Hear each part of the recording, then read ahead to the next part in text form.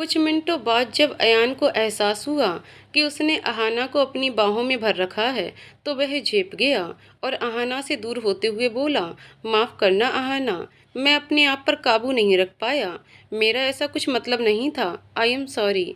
अहाना अयान के करीब आते हुए बोली, अयान मैं जानती हूँ, तुम्हारे जज्बातों को अच्छी तरह समझ सकती हूँ। अपनी माँ को खोने का गम क्या होता है ये पता है मुझे, और तुम्हारी व्यथा तो और भी दर्दनाक है, क्योंकि तुम ये जानते थे कि तुम्हारी माँ जिंदा है पर उन तक पहुंच नहीं सकते थे। और वैसे भी एक दोस्त दूसरे दोस्त के गले तो लग ही सकता है। सच में अहाना, अपने आप से नफरत हो गई थी मुझे। अपनी माँ को बचाने के लिए कुछ भी नहीं कर सकता था। अंदर ही अंदर घुटन होती थी, पर आज एक सुकून है, और वो सब तुम्हारी वजह से। थैंक्स अहाना। आज मैं इस खुले आसमान के नीचे सांस ले पा रहा हूँ तो तुम्हारी वजह से। मेरी माँ सुकून की नींद सो रही है तो तुम्हारी वजह से। मैंने कुछ नहीं किया यान। सच को एक ना एक दिन तो बाहर आना ही था। बस अब कुछ और सच है जो बाहर निकालने हैं, फिर सब ठीक हो जाएगा। बिल्कुल, पर फिर तुम अपने रास्ते और मैं अपने रास्ते। अयान ने धीरे से दुखी स्वर में कहा। अहाना कुछ पल अयान को देखती रही, जैसे कुछ पढ़ने की कोशिश कर रही हो उसकी आंखों में। फिर हल्की मुस्कान लिए बोली, रास्ते भले जुदा हो जाएं पर हम दोस्त रहेंगे। तुम एक अच्छे दोस्त हो और ऐसा दोस्त मैं खोना नहीं चाहती। अयान ने चेहरे पर शरारती मुस्कान बिखेरते हुए कहा, क्या बात है मिस दीवान, कहीं हम पसंद तो नहीं आ गए आपको? कहीं इस कॉन्ट्रैक्ट मैरिज को परमानेंट में बदलने का इरादा तो नहीं है आपका? वेरी फनी, इतने बुरे दिन नहीं आए हैं मेरे, समझे मिस्टर अकड़ू। मैं ऐसे ही खुश हूँ, आज़ाद परिंदे की तरह। अहाना ने चिढ़ते हुए कहा, तो हम कौन से आपके पर काट रहे हैं? ये कह अयान ने अहाना को अपनी तरफ खींचते हुए कहा, हम तो इन परों को प्यार के रंगों से भर देंगे। फिर जब आप उड़ान भरेंगी तो आपके पंखों से प्यार की बरसात होगी। वैसे भी आपके अंदर प्यार शब्द की बहुत कमी है ना। ये कहते ही अयान हंसने लगा। अहाना, जो कुछ पलों के लिए अयान की सांसों को महसूस कर रही थी, अचानक अयान की शरारत से झेप गई और उसको पीटने के लिए आगे बढ़ी। अरे बाप रे, चंडिका जाग गई। अयान बचा अपने आप को। ये कह अयान सीढ़ियों की तरफ भागा और अहाना उसके पीछे भागी। Ayaan, I will kill you someday. Miss Diwan, आपके साथ रह रहा हूँ, so I am already killed. ये कह अयान वहां से भाग गया। क्या? कैसे भाग गई? एक काम भी ठीक से नहीं होता तुमसे? इतने सालों से तुम्हें किस बात के पैसे दे रहा हूँ? प्रीतम ने आश्रम की वार्डन को फोन पर फटकार लगाते हुए कहा। मेरी क्या गलती है साहब? आज तक तपस्या ने भागना तो दूर, कमरे से बाहर खुद कदम तक नहीं रखा था। आपका डर उसके अंदर इतना ज्यादा था, पर अचानक क्या हुआ ये मैं कैसे कहूँ? कमला ताई ने अपनी सफाई देते हुए कहा, तुम तो कह रही थी कि उसकी तबीयत ठीक नहीं है, फिर भाग कैसे गई? ढूंढो उसे। अरे किसी गाड़ी के नीचे आ गई तो पुलिस 10 सवाल पूछेगी, कौन थी, घर वाले कहाँ हैं, वगैरह वगैरह। प्रीतम अपना आपा खोते हुए बोला, किसी को क्या पता कौन है? इतने सालों के बाद क्या ही होगा साहब, तपस्या तो अपना घर भूल ही गई है। चिंता ना करो साहब, वैसे मेरे आदमी लोग लगे हैं ढूंढने में, पर नहीं मिली या मर गई तो क्या टेंशन है साहब, आपका काम तो पूरा हो गया होगा ना। कमला ताई बोली, मेरे काम से तुमको क्या लेना देना कमला ताई? तुम तो प्रार्थना करो कि वो मिल जाए, वरना अगर उसको कुछ हो गया तो तुम भी फंसोगी। साहब मैं कैसे फंसेगी?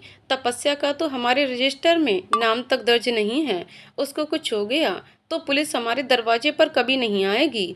अब आप जानो आपका काम जाने। कमला ताई ने बेहिचक बोला। गिरगिट की तरह रंग बदलती हो कमला ताई। कल तक जब मैं उसके लिए पैसे दे रहा था तो मुंह से फूल झड़ रहे थे, और आज कमाल हो गया कमला साहब, आपने जो पैसे दिए उससे हमने तपस्या को इतने साल खिलाया पिलाया, दवा दारू करी, कपड़ा लत्ता दिया, और क्या करें? आपके पैसों से कोई ऐस नहीं की हमने। आपने कहा था हम तपस्या को रखेंगे तो आप हमको माला माल कर देंगे। आपने अपना वचन निभाया क्या? ए कमला ताई, होश में रहकर बात करो। दिया था मैंने पैसा, पूरा 1 लाख। डकार मार गई और अब कह रही है कि दिया ही क्या था। प्रीतम साहब, तुमको करोड़ों मिले और हमें सिर्फ 1 लाख। उस 1 लाख में हम तपस्या को जितना संभाल पाए संभाल लिया। अब ढूंढ लो खुद।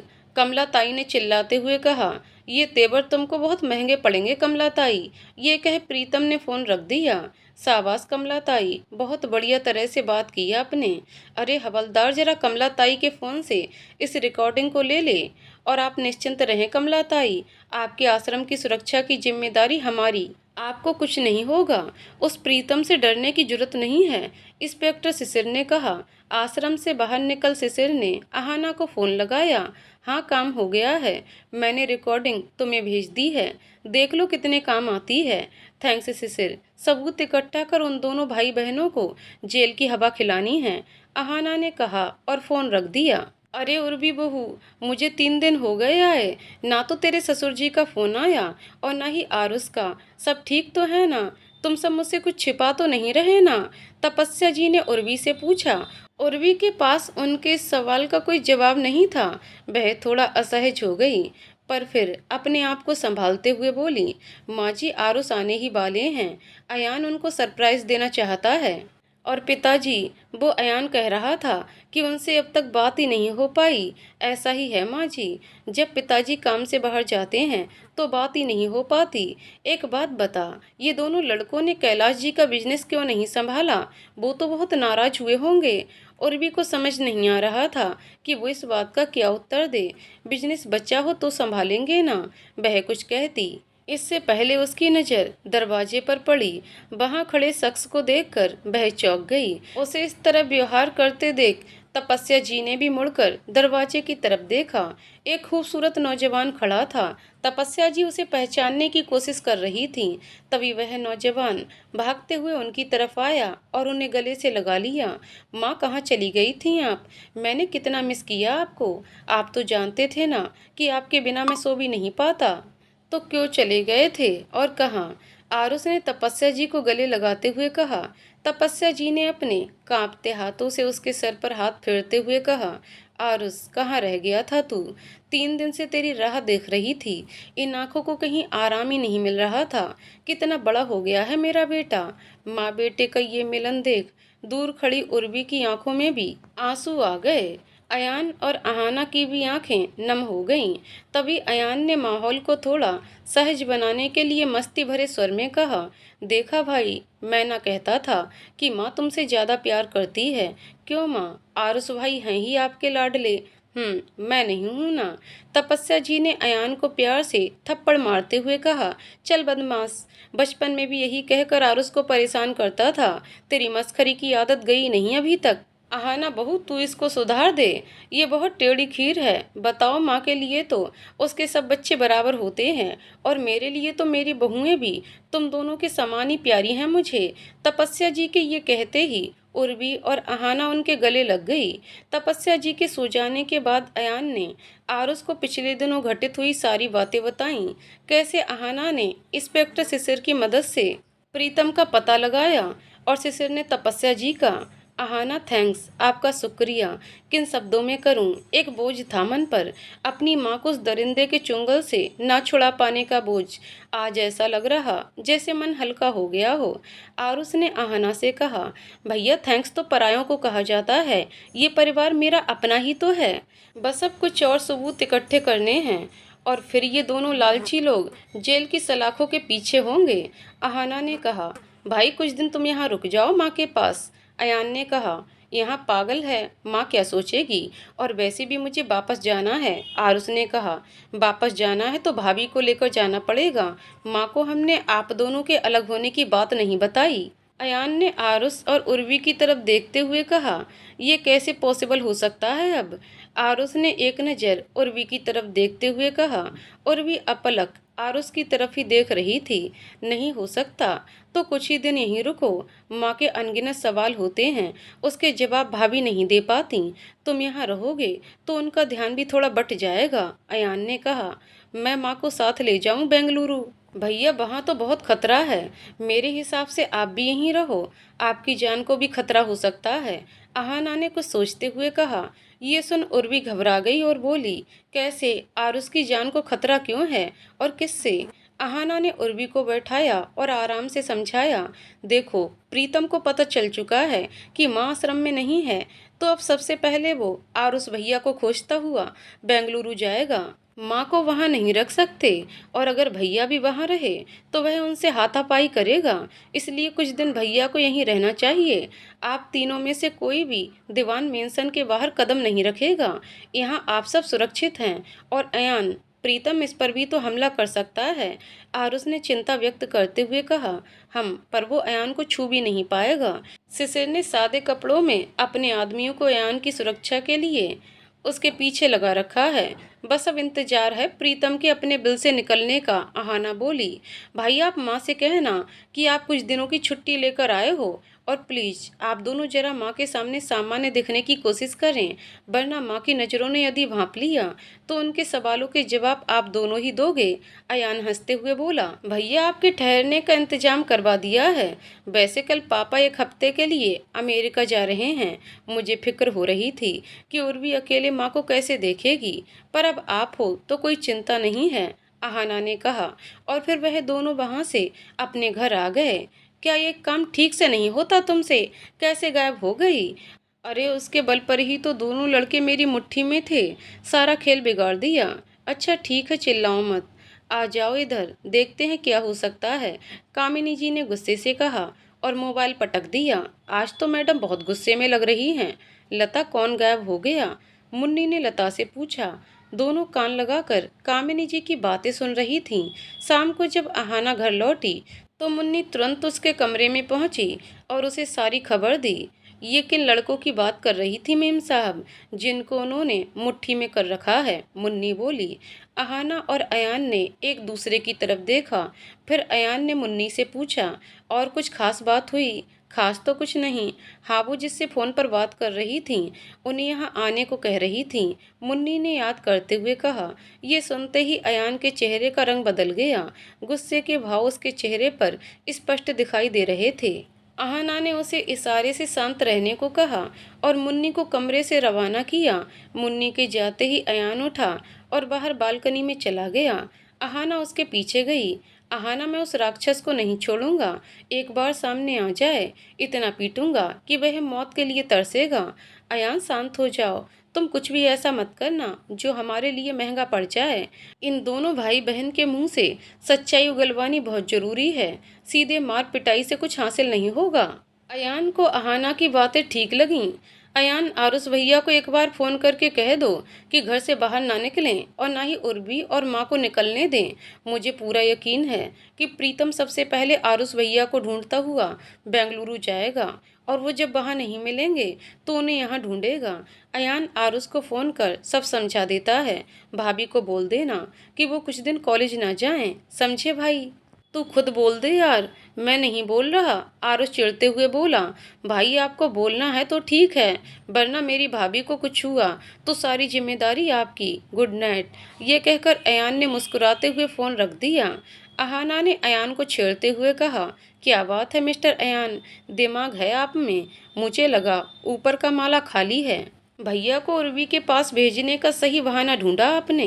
Not bad. ओ मैडम, आपको क्या लगता है कि दुनिया की सारी समझदारी आपके अंदर ही समाई हुई है? हम भी कुछ कम नहीं हैं। चाहे तो यूं चुटकियों में किसी को भी अपना दीवाना बना सकते हैं, पर इस बार मूड नहीं है हमारा। अयान ने आहाना की तरफ शरारती निगाहों से देखते हुए कहा। मूड नहीं है मतलब? ओ हेलो, मैं तुम्हारे पहुंच के बाहर हूँ, समझे? आहाना ने तुनक कर कहा। बिल्कुल सही कहा आपने मिस दीवान, आप मेरे लेवल की हैं ही नहीं। अयान ने आहाना को और अधिक गुस्सा दिलाते हुए कहा। मैं आई विल किल यू। रुको तुम। वो तो उर्वी और माँ की वजह से तुम्हें बर्दाश्त कर रही हूँ, वरना तुम जैसे लड़कों को तो मैं अपने आसपास भी फटकने ना दूँ। आहाना ने अयान पर तकिया फेंकते हुए कहा। ओह, आप कौन सी हूर की परी हैं जिसके लिए लड़के दिल बिछाकर बैठे हैं? अयान ने भी आहाना पर तकिया फेंकते हुए कहा। देखते ही देखते दोनों में तृतीय विश्व युद्ध छिड़ गया। बलि का बकरा बन गया तकिया। दोनों ने एक दूसरे से इतनी जोर से तकियों की लड़ाई करी कि तकियों की सारी रुई बाहर आ गई और हवा में रुई ही रुई फैल गई। अचानक अयान ने आहाना को चुप कराने के लिए उसके होठों पर अपनी उंगली रख दी और इशारे से सारे कमरे में बर्फ की तरह उड़ रही रुई की ओर इशारा किया। देखो कितना खूबसूरत नज़ारा लग रहा है। आहना भी उड़ती हुई रुई को देखकर मंत्रमुग्ध हो गई। अयान, बहुत खूबसूरत लग रहा है ये नज़ारा। मुझे बर्फ देखने का बहुत शौक है, पर क्या? पर मुझे ऊंचाइयों से डर लगता है, इसलिए कभी गई ही नहीं। मेरे साथ चलोगी? यकीन मानो, नहीं लगेगा डर। अभी? अहाना ने हैरान होते हुए कहा। अभी नहीं, कुछ समय बाद, जब ये सब रायता साफ हो जाएगा। अयान मुस्कुराते हुए बोला। नो प्रॉब्लम, जब तुम कहोगे। फिलहाल तुम इस आर्टिफिशियल स्नो का मजा लो, अयान ने उस पर रुई बिखेरते हुए कहा। तभी अयान ने गाना चला दिया और अहाना की तरफ हाथ बढ़ाते हुए कहा, बर्फ में नाचने का मजा ही कुछ और है, डांस करोगी? अहाना ने मुस्कुराते हुए अपना हाथ अयान की तरफ बढ़ा दिया। अयान ने पुराना गाना चला दिया और दोनों मस्ती में नाचने लगे। जाने कैसे कब कहाँ इजहार हो गया, हम देखते ही रह गए और प्यार हो गया। उर्वी अपने कमरे में तपस्या जी की साड़ी को फॉल लगा रही थी। आरुष ने धीरे से उसके कमरे के अधखुले दरवाजे को थोड़ा और खोला। वह कुछ पल उर्वी को निहारता रहा। कितने दिनों बाद उसने उर्वी को देखा था। इतने दिन वह हर पल उसकी याद में कितना तड़पा था। उसका दिल तो कर रहा था कि कामिनी को उसके हर किए की सजा आज ही सुना दे। पहले उस औरत ने उसे उसकी माँ से दूर कर दिया, फिर उसे उसकी मोहब्बत से दूर होने पर मजबूर कर दिया। वह खड़ा खड़ा ये सब सोच ही रहा था कि उर्वी की हल्की सी चीख की आवाज़ आई। उसने देखा उर्वी की उंगली में सुई चुभ गई थी और वह उसे अपनी उंगली से निकालने का प्रयास कर रही थी। आरुष तेजी से अंदर आया और उर्वी की उंगली पकड़ते हुए बोला, देखा, चुभ ली ना? क्या जरूरत थी ये सब काम करने की? उर्वी दर्द के मारे रो रही थी, पर आरुष के हाथों का स्पर्श उसके दर्द के एहसास को कम कर रहा था। आराम आराम से आरुष, दर्द हो रहा है, उर्वी ने दर्द से छटपटाते हुए कहा। जब तुम जानती हो कि सिलाई तुम्हारे बस की बात नहीं है तो क्यों कर रही थी? माँ जी ने इतने प्यार से मुझे कहा, मैं मना कैसे कर सकती थी? और फिर वो क्या सोचेंगी कि उनकी बहू को इतना भी नहीं आता? ये कहते ही उर्वी झेप गई और लड़खड़ाती जुबान से बोली, मतलब बहू नहीं, मतलब कि इस लड़की को इतना भी नहीं आता, ये कहना चाह रही थी मैं। गलती से मुंह से आरुष, संभाल कर, दर्द हो रहा है। उर्वी की आंखों से आंसू निकल पड़े। आरुष उसे देखता रहा और चुपचाप पट्टी करता रहा। लो, मैंने पट्टी कर दी है, अब इस उंगली को गीला मत करना, अब आराम कर लो। उर्वी सुई धागे का डिब्बा और तपस्या की साड़ी को समेटने लगी तो आरुष ने चिढ़ते हुए कहा, उर्वी, मैंने तुमसे आराम करने को कहा है, तुम फिर काम में लग गई। छोड़ो ये सब, मैं कर दूंगा, चलो लेट जाओ। उर्वी बिना कुछ बोले अपने बिस्तर पर लेट गई। आरुष ने सब कुछ समेट कर रख दिया। वह जाने लगा तो उर्वी की सिसकियों की आवाज़ सुनी। उर्वी, क्या हुआ? रो क्यों रही हो? उर्वी ने पलटकर आरुष को देखा और बेझिझक उसके गले लग गई। आरुष थोड़ा असहज हो गया क्योंकि वह उर्वी से ऐसी उम्मीद नहीं कर रहा था। सॉरी आरुष, न जाने तुम्हें कितना बुरा भला कहा, कितना गलत सोचा तुम्हारे बारे में, तुम्हारे प्यार पर शक किया। मैं नहीं जानती थी कि तुम कितने दर्द से गुजर रहे थे। एक बार बताया होता आरुष, मैं तुम्हारा साथ देती। उर्वी रोते हुए बोली। उर्वी, पूरी जिंदगी इस गिल्ट में निकाल दी मैंने कि माँ के लिए कुछ नहीं कर सका। क्या बताता, पता नहीं था कि तुम कैसे रिएक्ट करती, इसलिए सोचा कि मैं उस औरत के चुंगल से नहीं निकल सकता, पर कम से कम तुम्हें तो उसके साय से दूर रख सकता था। आरुष ने उर्वी के चेहरे को अपनी हथेलियों में भरते हुए कहा। दोनों की नजरें अपलक एक दूसरे को देख रही थीं। इतने दिन की जुदाई ने उनकी तड़प को और अधिक बढ़ा दिया था। उर्वी आरुष की बाहों में समा गई। दोनों एक सुकून और खूबसूरत एहसास में डूब गए। बहना, कहाँ हो? खातिर करने कोई नहीं आया दरवाजे पर? प्रीतम ने कामिनी निवास में कदम रखते हुए कहा। आ गए भैया, कैसे हो? किस बात की खातिर हो तुम्हारी? ऐसा कौन सा काम किया है तुमने, बल्कि बना बनाया शतरंज का खेल बिगाड़ दिया? कामिनी जी आकर सोफे पर अपनी तशरीफ रखते हुए बोली। इससे पहले कि प्रीतम कामिनी जी को कुछ कहता, कैलाश जी कमरे से बाहर आ गए। अरे साले साहब, आप कब पधारे? नमस्ते जीजू, अभी आया हूँ। इस बार बहुत महीनों बाद आए, कहाँ गुम थे? मैं तो सोच रहा था कि पुलिस थाने में खबर कर दूं। कैलाश जी ने ये बात कही और ठहाका मारकर हंसने लगे। प्रीतम और कामिनी जी भी बेमन हंसने का नाटक करने लगे। तभी अयान और अहाना ऑफिस जाने के लिए नीचे उतरे। लता दी, नाश्ता लगा दो। अहाना ने बैठक की तरफ देखे बिना बोला। अरे अयान, कैसा है बेटा? प्रीतम ने अपने पैर सोफे पर जमाते हुए पूछा। अयान ने एक नज़र प्रीतम की तरफ देखा और खाने की मेज की तरफ जाते हुए बोला, ठीक हूँ, आप कैसे हैं? यहाँ कैसे आना हुआ? प्रीतम ने अपनी जेब से एक डिब्बा निकाला जिसमें बहुत से पान बने हुए थे। उसने एक पान उठाकर मुंह में डाला और बोला, आजकल के बच्चे पैर छूने का रिवाज भूल गए हैं लगता है। तुम्हारे घर की बहुएं भी बड़ों का आदर सत्कार करना भूल गईं। अरे ना भैया, ऐसा नहीं है। बहू जरा आना तो इधर। कामिनी जी ने प्यार से अहाना को पुकारा। अहाना उठकर उनके पास आई तो कामिनी जी बोली, बहू ये मेरे बड़े भैया हैं। अहाना ने हाथ जोड़कर नमस्ते करते हुए कहा, माफ़ कीजिए मामा जी, किसी ने आपसे मिलवाया नहीं और हमारे यहाँ लड़कियाँ पाँव नहीं छूती, पाप चढ़ता है। ये कह अहाना वापस मुड़ गई और अपना बैग उठा अयान को देखते हुए बोली, बाय जान, शाम को मिलते हैं। अयान उसका इशारा समझ रहा था, पर अहाना का उसे जान कहकर संबोधित करना उसे अंदर ही अंदर गुदगुदा गया। उसने मुस्कुराते हुए अहाना को देखा और अपना नाश्ता करने लगा। वह जानता था कि अहाना के जाते ही प्रीतम अपने असली रंग में आ जाएगा।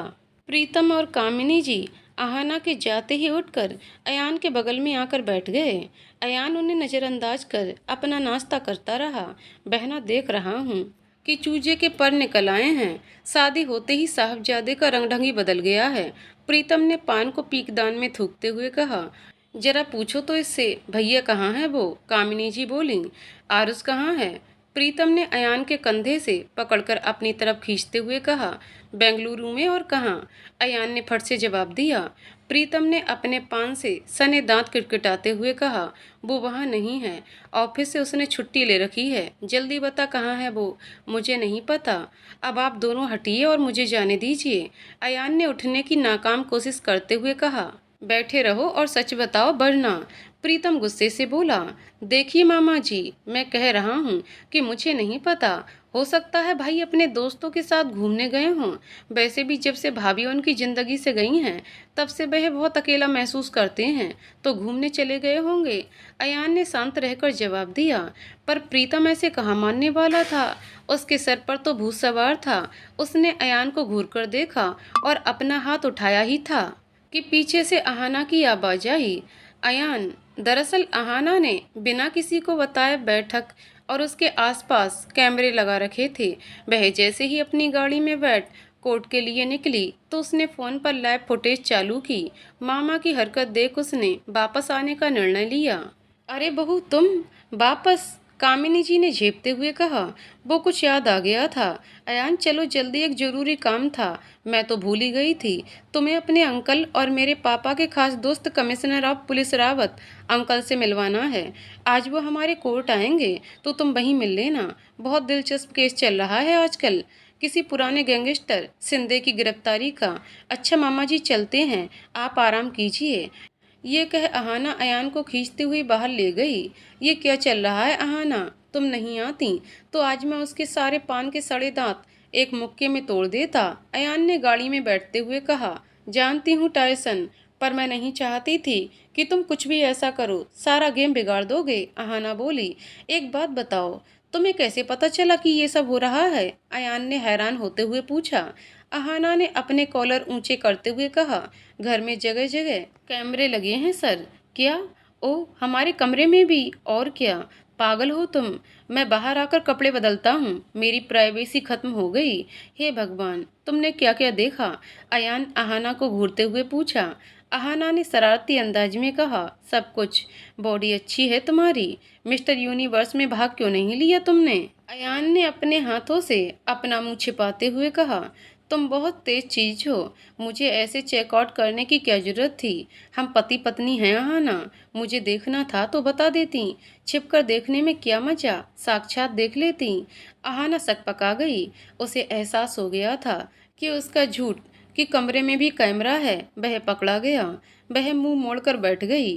अयान अहाना की इस हालत पर मन ही मन हंसने लगा। नाटक को और आगे जारी रखते हुए उसने अचानक अहाना का हाथ अपने हाथों में लिया और बोला, आज रात का क्या इरादा है माई हॉट वाइफ ही?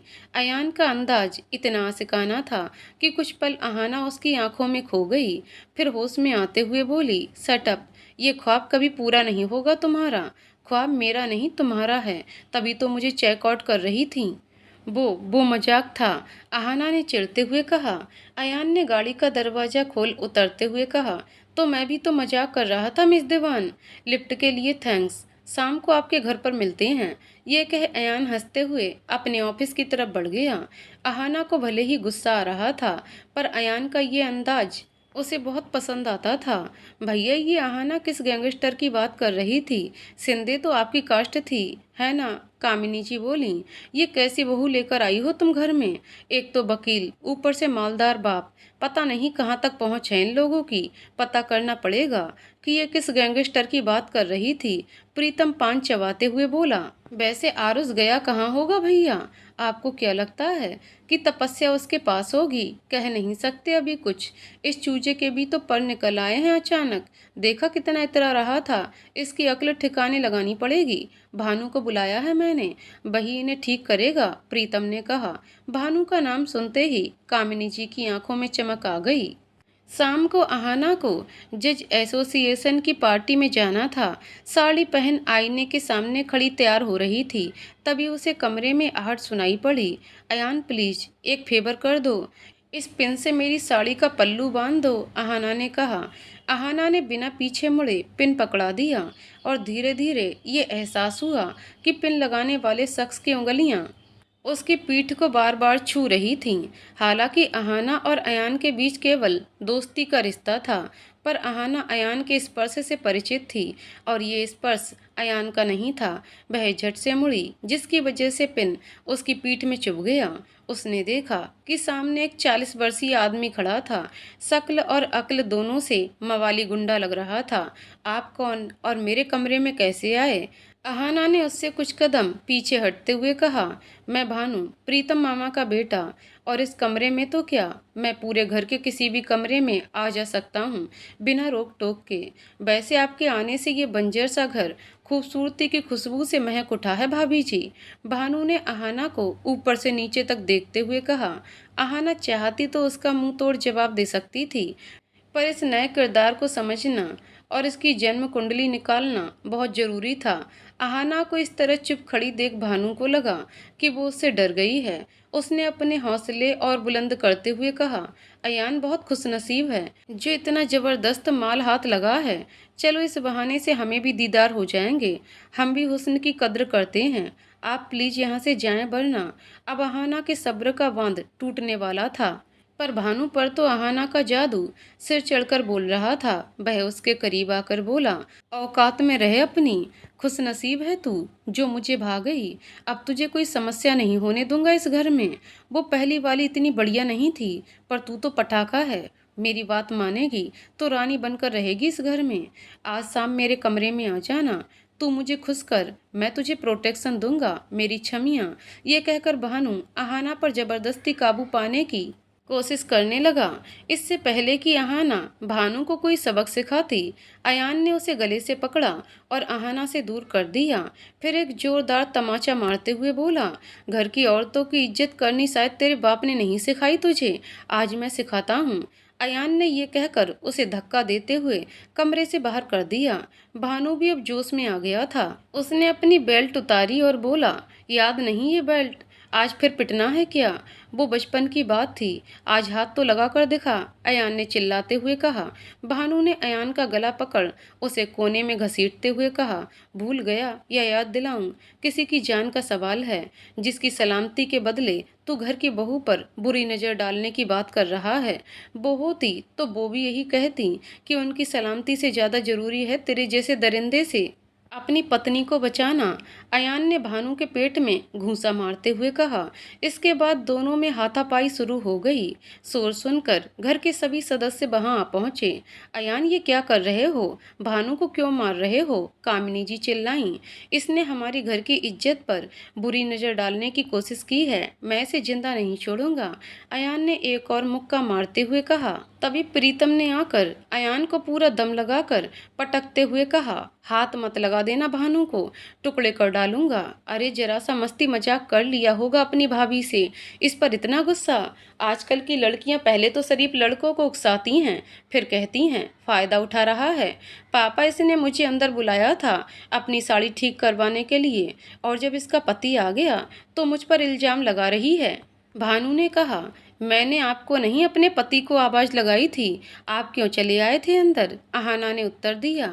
ओह देखो तो कैसी मासूम बन रही है, बड़े घर की लड़कियां होती ही ऐसी हैं, इनका कोई कैरेक्टर नहीं होता। भानु की ये कहते ही अयान ने उसे गर्दन से पकड़ लिया और घसीटता हुआ दीवार पर उसका सर मारते हुए बोला, अहाना के बारे में एक शब्द और कहा, भानु तो तेरा यहीं अंतिम संस्कार कर दूंगा। तभी कैलाश जी आगे आए और अयान के चेहरे पर थप्पड़ मारते हुए बोले, बस अयान बहुत हो गया, घर आए मेहमान से ऐसे बर्ताव करते हैं, माफ़ी मांगो भानु से। अयान ने आश्चर्य से कैलाश जी की तरफ देखते हुए कहा, उसने आपकी बहू पर इतना गंदा इल्ज़ाम लगाया और आप मुझे माफ़ी मांगने को कह रहे हैं? माफ़ी तो इसे मांगनी चाहिए घर की बहू पर बुरी नज़र डालने की। मेरी अहाना को छूने की कोशिश भी कैसे की इसने पापा? कैलाश जी ने हाथ जोड़कर अहाना की तरफ देखा और बोले, बहू विनती है आपसे, इसे फिलहाल कमरे में ले जाओ प्लीज। अहाना ने आगे बढ़कर अयान को अपनी तरफ खींचते हुए कहा, चलो अयान प्लीज चलो। अयान की आंखों में गुस्से के साथ साथ आंसू भी थे। वह मुड़कर कैलाश जी को देख रहा था। अपने पिता के इस रवैये पर उसे हैरानी हो रही थी। उफ, कितना खून बह रहा है इसके माथे से। अहाना प्लीज इसके जख्म पर दवा लगा दो। आरुष वीडियो कॉल पर बात करते हुए बोला, भाई जख्मों को छोड़ो, पापा का बर्ताव देखा, उन्हें घर की इज्जत की परवाह नहीं है, उल्टे मुझे भानु से माफ़ी मांगने को कह रहे हैं। हद हो गई भाई। छोटे ये तो हम बचपन से देख रहे हैं, इसमें इतनी हैरानी वाली बात क्या है? प्रीतम और उसका बेटा हम लोगों को बचपन में कितना पीटते थे, पर पापा उन्हें कुछ भी नहीं कहते थे, तो आज क्यों कहेंगे? तू शांत हो जा और अहाना जरा इस भानु से बचकर रहना। अपने कमरे का दरवाज़ा हमेशा बंद रखना। इसने उर्वी से भी एक दो बार बदतमीजी की थी। आरुष ने कहा, हाँ अहाना तू बच के रहना बहन, मुझे तो उसकी शक्ल से ही डर लगता है। उर्वी बोली, उर्वी तू शायद भूल गई है बहन, मैं ब्लैक बेल्ट हूँ कराटे में, उसका कचूमन निकाल देती मैं, पर कुछ कारण था चुप रहने का। अहाना बोली। तभी अयान ने उसकी तरफ देखा और बोला, तुम कराटे में ब्लैक बेल्ट हो? अरे तो उसे पटका क्यों नहीं? बेकार मुझे इतने फटके खाने पड़े। आ भाई देखा आपने, पति पिट रहा था और मैडम जी तमाशा देख रही थी। क्या जमाना आ गया है मिस्टर फाइटर, आपको कितना रोका था, अयान रुक जाओ, अयान मत मारो, पर उस समय तो ये टाइसन बन गए थे, अब मैं क्या करती? अहाना आरुष और उर्वी की तरफ देखकर हंस पड़ी। चलो अब इसको दवा दे देना और तू सो जा अब छोटे। ये कह आरुष ने वीडियो कॉल बंद कर दी। अहाना उठकर दवाइयों का डब्बा ले आई और धीरे धीरे अयान के जख्म पोंछने लगी। दोनों एक दूसरे की तिरछी नज़रों से देख रहे थे, पर कह कुछ नहीं रहे थे। दर्द है यहाँ, आराम से, अयान दर्द से कराहते हुए बोला। हम सिंघम बनने को किसने कहा था? देखो कितनी चोट लग गई। उसने तुम्हें हाथ कैसे लगाया अहाना? मैं उसकी जान ले लेता। वैसे एक बात पूछूं, हम दोनों में कोई रिश्ता नहीं है, फिर भी तुम मुझसे भिड़ गए क्यों? पहली बात, जब तक तुम मेरे साथ हो मेरी जिम्मेदारी बनती है तुम्हें प्रोटेक्ट करना, और दूसरी बात, ये कह अयान चुप कर गया। दूसरी बात क्या? अहाना की आंखों में चमक आ गई। अयान कुछ बोलता इससे पहले दरवाजे पर किसी ने दस्तक दी। अहाना ने दरवाजा खोला तो बाहर कैलाश जी खड़े थे। आइए पिताजी अंदर आइए। अहाना ने आदरपूर्वक उनको अंदर आने को कहा। कैसा है अब बेटा, दर्द तो नहीं है? कैलाश जी ने अयान के सर पर हाथ फेरते हुए कहा। अयान ने बेरुखी से उनका हाथ हटाते हुए कहा, अब आपको अपने बेटे की याद कैसे आ गई? उस समय तो थप्पड़ मार रहे थे मुझे, और वो भी उस बात के लिए जिसमें मेरी कोई गलती भी नहीं थी। पापा आज तक आपने सिर्फ उस औरत और उसके परिवार का ही साथ दिया है, हमें तो आपने अनाथ कर दिया था। प्लीज मुझे आपसे कोई बात नहीं करनी, आप जाएं। अयान ये क्या तरीका है पापा जी से बात करने का? बड़े हैं तुमसे, और यदि उन्होंने ऐसा किया है तो इसके पीछे जरूर कोई ना कोई कारण रहा होगा। क्यों पापा जी, मैं सही कह रही हूँ ना? अहाना ने उन्हें बैठने के लिए कुर्सी देते हुए कहा। कैलाश जी की आंखों में नमी थी। उन्होंने अपने आंसुओं को पोंछते हुए कहा, इतने सालों में बस तुमने ही मुझे समझा है बहू। आज तक चुप रहा, उसकी वजह थी ये दोनों भाई, इनकी परवरिश। शादी के बाद धीरे धीरे कामिनी और प्रीतम ने मेरे बिजनेस पर भी कब्जा कर लिया। न जाने कैसे कामिनी ने कंपनी के आधे से ज़्यादा शेयर अपने और अपने भाई के नाम कर लिए। तपस्या के जेवर तो वह धोखे से पहले ही हड़प चुकी थी। बात थी तुम दोनों की परवरिश की, इसलिए मैंने उन दोनों से वचन लिया कि तुम दोनों की पढ़ाई और खान पान में कोई कमी नहीं आने देंगे। बस तुम दोनों की वजह से मैं उनकी सारी बदतमीजियां बर्दाश्त करता रहा। तुम्हारे सर पर छत रहे इसलिए कामिनी की सभी शर्तें मानता रहा। पर एक बात का ताज्जुब हुआ मुझे। मैंने सोचा था कि तुम दोनों जब कमाने लग जाओगे तो इस घर को छोड़कर चले जाओगे, पर पता नहीं क्यों तुम दोनों ने ऐसा नहीं किया। आरुष कामिनी की सारी हरकतें बर्दाश्त करता रहा। क्यों? तू दिल्ली की नौकरी छोड़कर यहाँ आ गया, ऐसा क्यों किया तुमने? अयान कैलाश जी को सब कुछ बताना चाहता था, पर अहाना ने उसे इशारे से चुप रहने को कहा। तो आरुष ने बात पलटते हुए कहा, हमें भी तो आपकी चिंता थी ना पापा, आपको यूं अकेले छोड़कर हम कैसे चले जाते।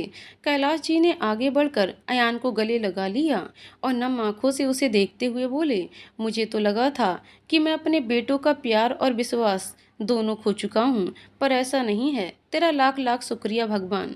चल अब तू आराम कर, बहू इसे हल्दी वाला दूध पिला देना। ये कह कैलाश जी कमरे से चले गए। अयान ने उनके जाते ही अहाना को प्रश्न भरी निगाहों से देखते हुए पूछा, तुमने मना क्यों किया? पापा को सब बताने क्यों नहीं दिया? दीवारों के भी कान होते हैं। और सबसे अहम बात कि पापा ने यदि इस बारे में उत्साहित होकर कामिनी या प्रीतम के आगे कुछ कह भी दिया तो सारे प्लान पर पानी फिर जाएगा। समझे मिस्टर बुद्धू? अहाना ने हंसते हुए कहा। अयान को उसकी बात में दम लगा।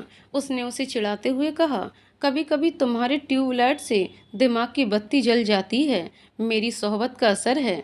इस बात पर मैं तुम्हें एक पंच मार सकती थी, पर तुम पहले से ही इतने घायल हो, तुम्हें और कितना घायल करूं? ये कह अहाना जैसे ही भागने लगी, अयान ने उसे अपनी तरफ खींचते हुए कहा, आज उस भानु का आखिरी दिन होता, अगर पापा बीच में ना आते तो। ब्लैक बेल्ट तो नहीं, पर कराटे में ऑरेंज बेल्ट तो हम भी हैं मैम। कभी आजमाने का मन करे तो आ जाइए। अहाना ने शरारत भरी नज़रों से अयान को देखा और मुस्कुराते हुए शिशिर को फ़ोन किया।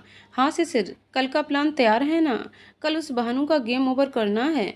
अयान ने बीच में टोकते हुए कहा, क्या चल रहा है? गेम ओवर करना है? मुझे फ़ोन दो तुम। अयान ने अहाना से फ़ोन छीनते हुए कहा। अयान शांत हो जाओ, मैं बताता हूँ क्या हो रहा है। शिशिर ने अयान को सारी जानकारी देते हुए कहा, तो ठीक है, मैं भी आऊँगा और तुम मना नहीं करोगे? अयान बोला, ठीक है आ जाना, अभी आराम करो, बाय। शिशिर ने ये कहकर फ़ोन रख दिया। नमस्कार, मैं अहाना दीवान के ऑफिस से बोल रही हूँ। आप मिस्टर श्रीवास्तव बोल रहे हैं ना? अहाना की सेक्रेटरी ने किसी को फ़ोन कर पूछा। अजी जी, मैं श्रीवास्तव ही बोल रहा हूँ, कहिए। सर, मैम ने आपका केस स्टडी कर लिया है। आप प्लीज़ एक बार उनसे फ़ोन पर बात कर लें, मैं उनका नंबर फॉरवर्ड कर रही हूँ। ओह, बहुत बहुत आभार आपका। जल्दी से फॉरवर्ड करो नंबर, मैं बात कर लेता हूँ। अयान, कहाँ था तू कल? और ये क्या, ये चोट कैसे लगी? तपस्या जी ने अयान के घाव को देखते हुए कहा। कुछ नहीं माँ, गिर गया था, आप चिंता ना करें। ये बताओ, अब तबीयत कैसी है? तबीयत तो ठीक है, पर तुम दोनों ने अपने पिताजी को खबर की भी है कि नहीं? उनका अब तक एक भी बार फ़ोन नहीं आया। ऐसा कैसे हो सकता है? माबू आपको सरप्राइज़ देना चाहते हैं। कह रहे थे कि तेरी माँ के सामने एक दिन अचानक आकर खड़ा हो जाऊंगा, फिर देखना उसके चेहरे पर कैसी खुशी की लहर दौड़ पड़ेगी। अयान ने मुस्कुराते हुए तपस्या जी को गले लगाकर कहा। हेलो जी, कहिए कौन बोल रहा है? अहाना ने फ़ोन उठाते हुए कहा। जी, मैं श्रीवास्तव, आपके दफ्तर से मुझे कॉल आया था कि आपसे बात कर लूं। हाँ जी श्रीवास्तव जी, आप प्लीज़ एक बार मुझसे मिलकर अपने केस की सारी डिटेल दीजिए। आपको अपनी पत्नी से तलाक चाहिए ना? क्योंकि उनका कहीं और चक्कर चल रहा है, तो इसे कोर्ट में हमें साबित करना होगा, इसलिए मैं आपसे मिलकर सारी डिटेल्स लेना चाहती हूँ। अहाना ने कहा। देखिए, मैं किसी पब्लिक प्लेस पर नहीं मिल सकता, वो मेरी पत्नी का आशिक बहुत बड़ा गुंडा है। आप मुझे होटल मूनलाइट में मिल सकती हैं प्लीज? ये कैसा होटल है? अहाना ने चौंकते हुए कहा। देखिए, मेरा विश्वास कीजिए, मैं एक अच्छा आदमी हूँ। वो क्या है कि ऐसे होटल में कोई पहचानेगा नहीं और ना ही मेरी पत्नी को शक होगा, इसलिए बुलाया आपको ऐसे होटल में। प्लीज ना मत करिएगा। हम ठीक है, आप एड्रेस भिजवा दीजिए और रूम नंबर भी, मैं पहुँच जाऊँगी। अहाना ने ये कह फ़ोन रख दिया। पापा कितनी तकलीफ में थे इतने साल, और हम दोनों बस उन्हें कोस रहे थे। कभी समझने की कोशिश ही नहीं करी कि वो ये सब क्यों कर रहे हैं। आरुष ने कहा, मुझे तो बहुत बार लगा कि पापा भले ही माँ जी की साइड लेते थे, लेकिन बहुत बार मुझे बचा भी लेते थे। उर्वी ने पिछली बातें याद करते हुए कहा, ठीक है भाई, हमें पापा की मजबूरी नहीं पता थी और पापा को हमारी मजबूरी नहीं पता थी, पर अब सब ठीक होने वाला है। अयान बोला। अहाना मिस्टर श्रीवास्तव के भेजे होटल के पते पर पहुंचती है और वहां से रिसेप्शनिस्ट उसे एक कमरे का नंबर देती है। अहाना को वैसे तो ये मीटिंग कुछ अजीब सी लग रही थी, पर उसका काम ही कुछ ऐसा था कि उसे क्लाइंट से अकेले में मिलना ही पड़ता था। रूम के बाहर पहुंचकर अहाना ने दरवाजे पर दस्तक दी।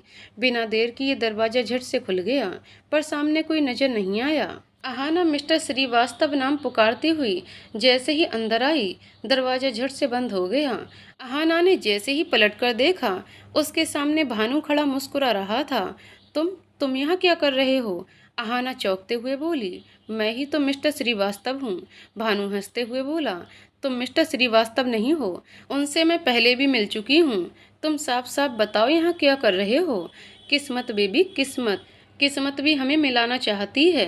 वो क्या है ना कि तुम्हारी सेक्रेटरी का फोन श्रीवास्तव को ना लगकर मुझे लग गया। अब इतना सुनहरा मौका मैं कैसे जाने देता, तुम्हें यूं अकेले में बुलाकर तुम्हारे साथ, समझी ना? तो मैंने उसे कहा, मैं ही श्रीवास्तव बोल रहा हूँ, बस तुम यहाँ आ गई। भानु धीरे धीरे आगे बढ़ते हुए बोला।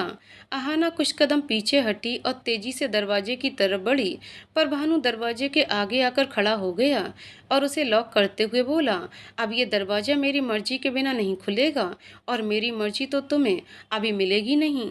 पहले चुपचाप मुझे खुश कर दो, तभी जा पाओगी यहाँ से। भानु ने अहाना की कलाई को कसकर पकड़ते हुए कहा। देख भानु, तेरी भलाई इसी में है कि तू मुझे छोड़ दे और जाने दे, वरना बहुत पछताएगा। अहाना उससे अपनी कलाई छुड़ाने की कोशिश करते हुए बोली। पछतावा तो तब होगा जब मैं तुझे जाने दूंगा। उस दिन तेरे पति ने बहुत पीटा मुझे, आज उन जख्मों पर तू मरहम लगाएगी, और वो भी प्यार से। भानु ने अहाना को जबरदस्ती अपनी गिरफ्त में लेते हुए कहा। भानु, आखिरी बार बोल रही हूँ, हट जा वरना बहुत पछताएगा, अहाना ने चिल्लाते हुए कहा। भानु ने अपनी पकड़ और मजबूत कर ली और अहाना पर जबरदस्ती अपने आप को थोपते हुए बोला, चिल्ला और चिल्ला, मजा आएगा।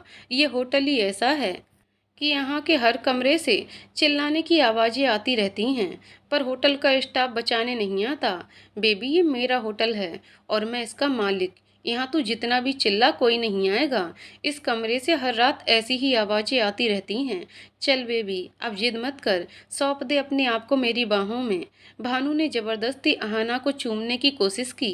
तभी अहाना ने उसके पेट पर घूंसा मारा, जिससे भानु की पकड़ अहाना पर से छूट गई। उसके बाद अगले 2 मिनट तक भानु पर लगातार मुक्के और लातों का सिलसिला चलता रहा।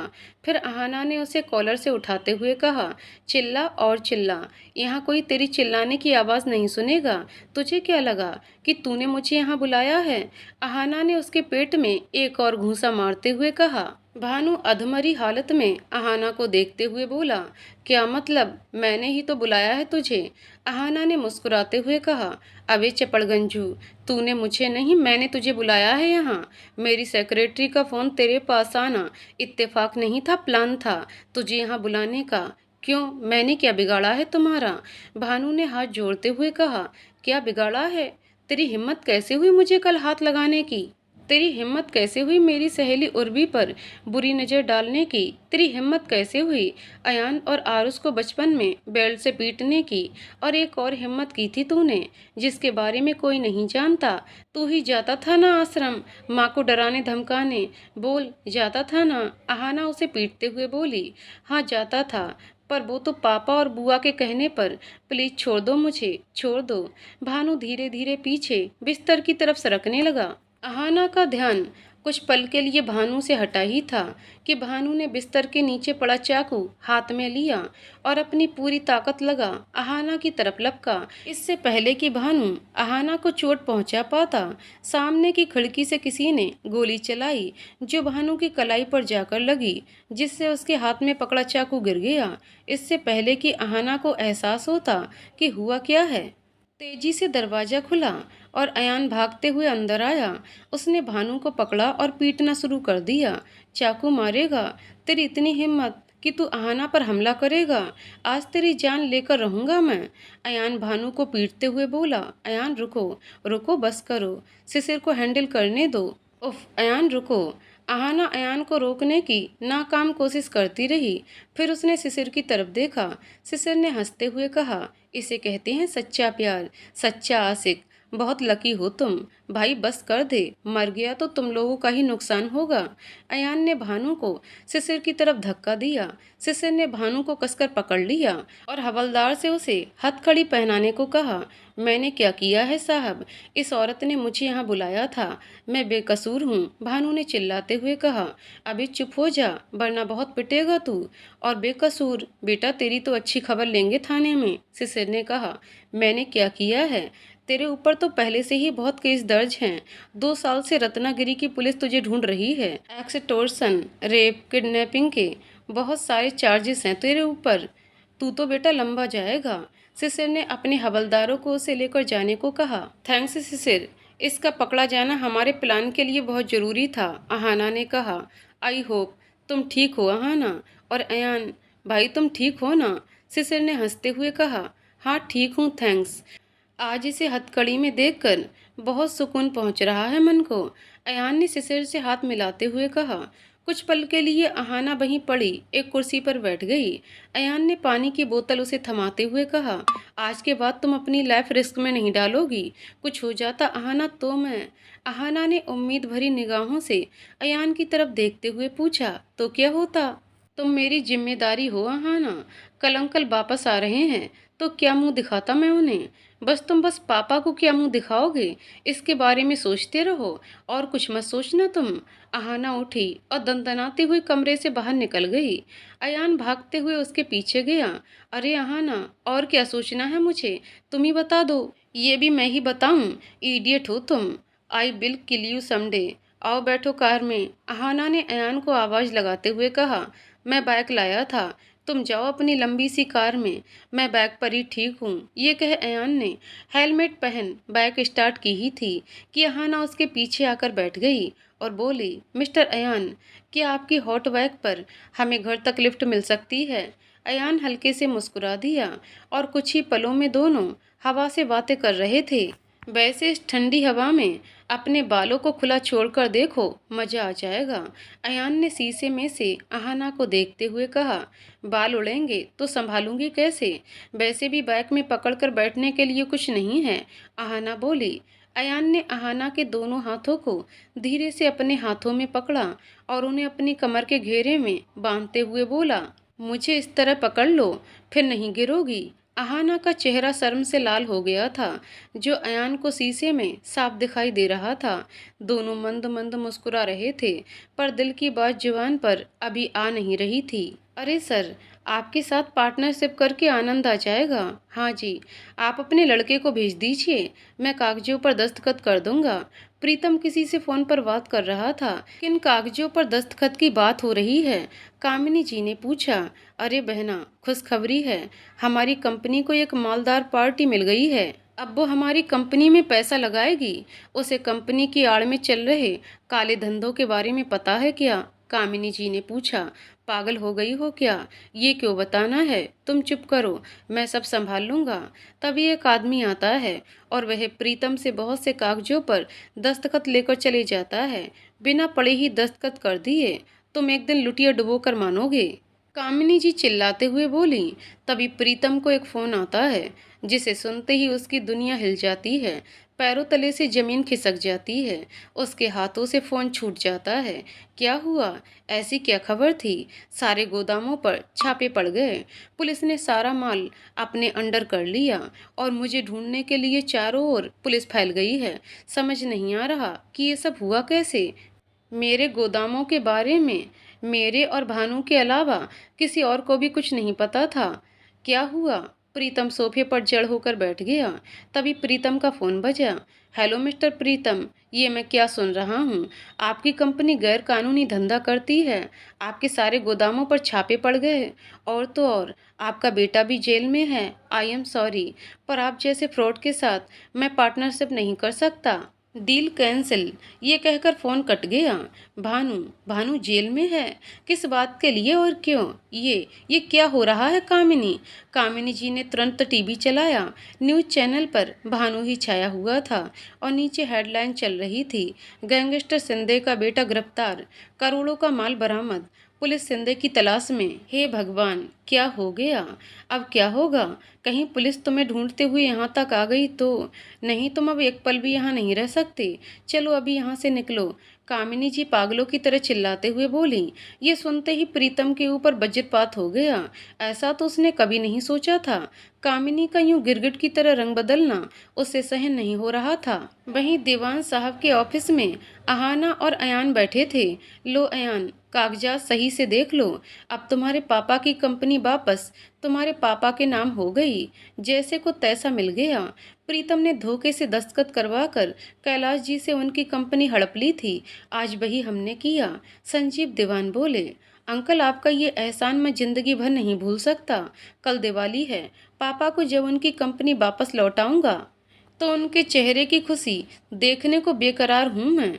सिर्फ कंपनी ही नहीं है यान, कल उन्हें सब कुछ वापस मिलेगा। अहाना बोली। सब कुछ? वो कैसे? अयान ने हैरत से पूछा। Just wait and watch. चलो बहुत काम करने हैं, उठो अब। अजीब आलसी इंसान है। ये कहते हुए अहाना कमरे से बाहर चली गई। आपकी बेटी इतना सस्पेंस बना देती है कि सहन नहीं होता। आप कैसे इसे झेलते हैं अंकल? अयान ने संजीव दीवान से पूछा और बिना उत्तर की प्रतीक्षा किए बाहर चला गया। संजीव दीवान जोर से हंसे और मन ही मन खुश हुए कि शायद उर्वी की बात सच हो जाएगी। प्यार तो दोनों में है। तुम यहाँ बैठ मजे से बादाम खा रहे हो। टीवी चलाओ और देखो क्या आ रहा है। कामिनी दंदनाती हुई प्रीतम के कमरे में आई। क्या हो गया बहना? प्रीतम ने उबासी लेते हुए कहा। न्यूज चैनल पर चारों तरफ एक ही नाम छाया हुआ था, प्रीतम सिंधे। पुलिस ने उसके सारे गोदामों पर छापा मार दिया था और करोड़ों की ड्रग्स बरामद की गई। ये सुनते ही प्रीतम के हाथों से बादाम का डिब्बा नीचे गिर गया। मुंबई पुलिस तुम्हें भूखे भेड़िए की तरह ढूंढ रही है। मेरे हिसाब से तुम यहाँ से भाग जाओ।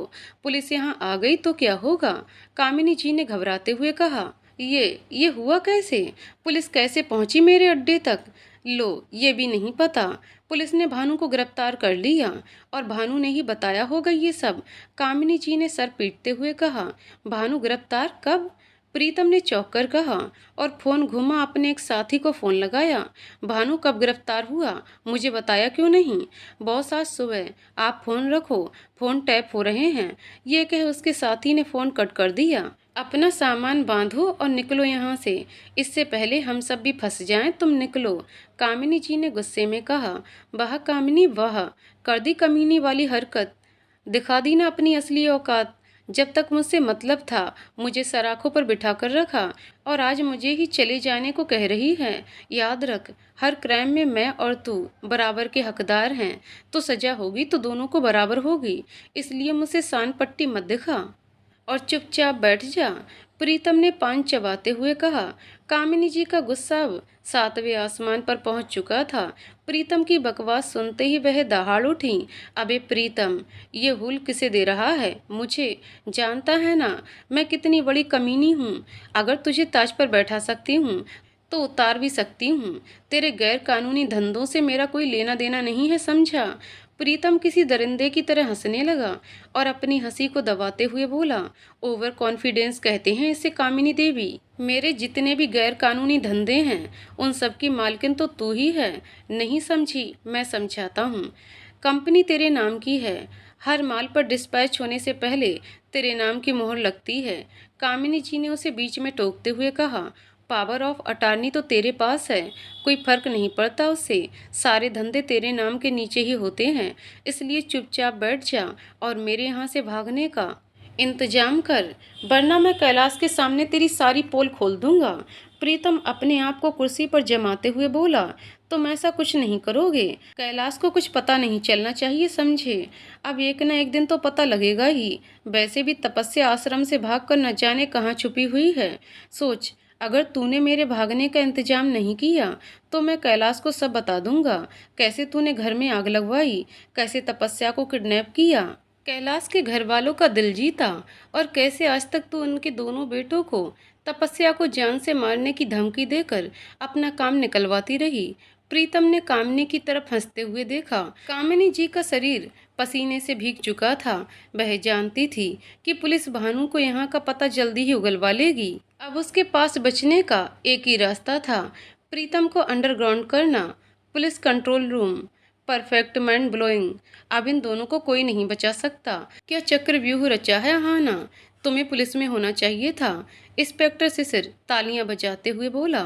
साथ ही आरुष, उर्वी और अयान भी शामिल थे। सब आहाना की तारीफ कर रहे थे। अभी अभी उन्होंने आहाना द्वारा लगाए गए कैमरे से प्रीतम और कामिनी की सारी बातें सुनी और रिकॉर्ड कर ली। वैसे आहाना, ये तुमने कैमरे कब लगवाए? अयान ने पूछा। शादी से पहले, जब घर ठीक करने के बहाने घर के हर कमरे में वॉलपेपर लगवाए थे तब। इन वॉलपेपर का डिजाइन ऐसा पसंद किया था कि कैमरे किसी को दिखते ही नहीं, आहाना ने बताया। ये सुनते ही अयान ने चौंक कर आहाना की तरफ देखा, मानो पूछ रहा हो, क्या उनके कमरे में भी ऐसे कैमरा हैं? आहाना ने मस्ती भरी निगाहों से अयान को देखते हुए धीरे से कहा, ऐसा चांस मैं कैसे मिस कर सकती थी। क्या मस्त बॉडी है तुम्हारी। ये सुन अयान शर्म से लाल हो गया और पलटकर आहाना से बोला, तो क्या ख्याल है? आहाना ने भी तुरंत जवाब दिया, नो चांस। बॉडी मस्त है, पर बॉडी के अंदर जो इंसान है वो तो पस्त है ना। ये कहते ही आहाना की हंसी छूट गई और अयान अपना सा चेहरा लेकर रह गया। पर इंस्पेक्टर शिशिर, हमें जल्द कुछ कदम उठाने होंगे, इससे पहले कि कामिनी उस प्रीतम के भगाने का इंतजाम करे। उर्वी ने कहा, और ये काम वो कल ही करेंगी। आहाना ने कुछ सोचते हुए कहा, क्यों कल ही क्यों? शिशिर ने पूछा। क्योंकि कल दिवाली है शिशिर, और कल पुलिस शहर में लॉ एंड ऑर्डर कायम करने में लगी होगी। हर कोई दिवाली की पूजा में व्यस्त होगा और यही मौका सही रहेगा प्रीतम प्यारे को भगाने का। आहाना ने कहा। सब उसकी बात से सहमत थे। आप सब तैयार हो जाएं, कल है द बिग डे। अयान और भैया, आपको आज रात माँ को कल के लिए तैयार करना होगा, आहाना बोली। ठीक है आहाना, आज रात माँ को सब कुछ बताना पड़ेगा। चलिए भाई, आज माँ की ही नहीं, हमारी भी इम्तिहान की घड़ी है, अयान ने आरुष से कहा। सब वहाँ से निकल पड़े। कल का दिन सबके लिए निर्णायक दिन था। आरुष ने जब पिछली सारी बातें तपस्या जी को बताईं तो वह स्तब्ध रह गईं। कुछ समय तक वह चुपचाप बैठी रहीं। माँ, कुछ तो बोलो, ऐसे चुप ना रहो। जो कुछ हुआ उसमें पापा की मर्जी शामिल नहीं थी, आरुष ने तपस्या जी को झकझोरते हुए कहा। तपस्या जी अचानक फूट फूट कर रोने लगीं। सभी उनके पास आकर बैठ गए और उन्हें शांत करने की कोशिश करने लगे। माँ, सब ठीक होने वाला है। कामिनी और प्रीतम को उनके किए की सजा मिलकर रहेगी, अयान ने कहा। मेरे बच्चे, कितना कुछ झेला तुम दोनों ने और तुम्हारे पापा ने। मैं तुम्हारे लिए कुछ ना कर पाई। तपस्या जी ने आरुष और अयान के सर पर हाथ फेरते हुए कहा। माँ, ये तो हमारी बदकिस्मती है कि हम आपको ढूंढ नहीं पाए। एक तरह से हालात से समझौता करके बैठ गए। आपने उस आश्रम में कितने दुख झेले, हम तो फिर भी एक घर की छत के नीचे बैठे थे। खाना पीना रहना सहना सब ठीक था, पर आपको तो कुछ भी नहीं मिला, अयान ने कहा। माँ, अब तो खुशियाँ फिर से लौट आएंगी। अब आंसू बहाने के दिन गए, अब चेहरे पर मुस्कुराहट लाओ। चलो सब हंस दो। आहाना ने सबके अंदर एक सकारात्मक ऊर्जा भरते हुए कहा। सब मुस्कुरा दिए। तपस्या जी ने आहाना के सर पर हाथ फेरते हुए कहा, इसकी बदौलत आज हम सबके जीवन में फिर से खुशियां लौटी हैं। अयान, मेरी बहू को कभी दुखी मत करना, समझा। दोनों ने तपस्या जी के झुककर पैर छुए और दोनों के दिल जानते थे कि कल उनके कॉन्ट्रैक्ट रिश्ते का भी अंत होने वाला था। क्या हुआ? बहुत उदास लग रहे हो, कुछ खास बात? आहाना ने छत पर अकेले खड़े अयान की पीठ पर मुक्का मारते हुए कहा। आउच, बस नहीं चलता तुम्हारा, वरना तुम तो मुझे कब का मार चुकी होती और मैं उदास क्यों होऊंगा। कल सब ठीक हो जाएगा। हम पर हमारा कॉन्ट्रैक्ट खत्म हो जाएगा। अहाना ने अयान की आंखों में झांकते हुए कहा। वो तो है, पर सच कहूँ तुम्हारे साथ बहुत मजा आया। मतलब तुम एक अच्छी दोस्त हो। कल भले ही हम जुदा हो जाएंगे, मेरा मतलब है अलग हो जाएंगे, पर आई होप हम फिर भी अच्छे दोस्त रहेंगे, रहेंगे ना? अयान ने अहाना को हसरत भरी निगाहों से देखते हुए कहा। बिल्कुल, तुम्हारी दोस्ती तो मुझे भी पसंद है, अहाना ने कहा।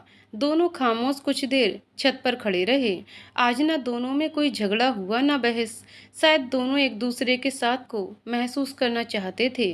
कल तुम्हें वापस अपने घर आना है उर्वी, आरुष ने उर्वी को बाहों में भरते हुए कहा। किस हक से आरुष? अब हम दोनों पति पत्नी नहीं हैं, उर्वी ने आरुष की बाहों से अपने आप को छुड़ाते हुए कहा। किसी कागज के टुकड़े में इतना दम नहीं है उर्वी, जो तुम्हें मुझसे अलग कर दे। हमारा रिश्ता दिल से जुड़ा है, ये किसी कोर्ट के कागज का मोहताज नहीं है। आरुष और उर्वी हमेशा एक थे और एक ही रहेंगे, आरुष ने उर्वी को कसकर बाहों में भरते हुए कहा। दोनों एक दूसरे के प्यार में खो गए। तपस्या जी को भी नींद नहीं आ रही थी। वह बहुत बेचैन हो रही थी। रह रहकर दिवाली की वो भयानक रात उनके सामने से गुजर रही थी। अपने परिवार से बिछड़ने का गम, अनजान खतरों से घिरे रहने का डर, वापसी की कोई उम्मीद न दिखने की मायूसी, ये सारे भाव आज फिर से उनकी स्मृतियों में ताज़ा हो गए थे। उनका मन बार बार कैलाश जी से बात करने को कर रहा था। उनके पास उनका कोई नंबर नहीं था। इसी बेचैनी में वह बाहर घूम रही थी। क्या बात है माँ, आप ठंड में बाहर क्यों घूम रही हैं? अहाना ने कहा। बहू बहुत बेचैनी हो रही है। मैं जानती हूँ कि मैं अभी उनसे बात नहीं कर सकती, पर मेरी तसल्ली के लिए एक बार उनको फ़ोन मिलाकर देखो, वो ठीक तो है ना? तपस्या जी के कहने पर अहाना ने कैलाश जी को फ़ोन मिलाया, पर उन्होंने फ़ोन नहीं उठाया। जब बहुत बार फ़ोन करने पर भी उन्होंने नहीं उठाया, तो अहाना तुरंत अयान के पास गई। अयान, पापा फ़ोन नहीं उठा रहे, तुम ट्राई करो। पर कैलाश जी ने अयान का भी फ़ोन नहीं उठाया। सबके चेहरे पर चिंता की लकीरें साफ झलक रही थीं। अहाना ने तुरंत इंस्पेक्टर शिशिर को फ़ोन मिलाया। जिस चीज़ का डर था वही हुआ। पापा शायद। हाँ शिशिर, हम पहुँच गए, तुम कहाँ हो? अहाना ने पूछा। हम? मतलब? शिशिर ने चौंकते हुए पूछा। अयान और आरुष भी साथ हैं, मान ही नहीं रहे थे।